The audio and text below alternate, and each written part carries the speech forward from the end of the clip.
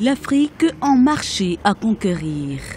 Les économistes s'accordent à dire que le continent africain présente de nombreux atouts pour les investisseurs étrangers, mais aussi pour la diaspora africaine.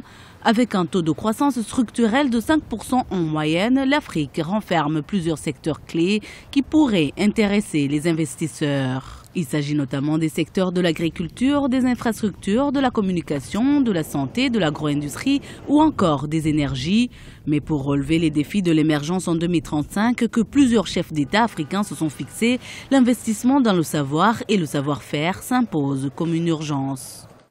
Investissons dans le savoir, investissons dans les hommes, investissons dans la structuration des organisations et à ce moment-là, nous pourrons voir 2035 avec une certaine sérénité.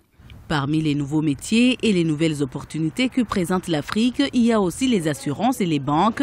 Les assurances représentent en effet un taux de pénétration de 1%, ce qui présente encore de la marge pour le secteur. Pour améliorer ce taux, on devra partir d'une éducation des populations. D'abord, faire entrer l'assurance à l'école. Faire rentrer le concept de l'épargne dans la culture des Africains. Parce que les Africains ont du mal à épargner. Tout ça, je pense que dans quelques années, si on regarde le modèle sud-africain, dans quelques années, je pense que les Africains auront généré assez d'épargne via des compagnies d'assurance vie et seront couverts en assurance. L'avenir du continent africain réside dans la diversification de son économie.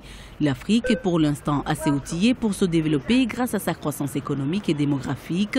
Elle aura cependant besoin de la stabilité politique pour rassurer et attirer les investisseurs étrangers.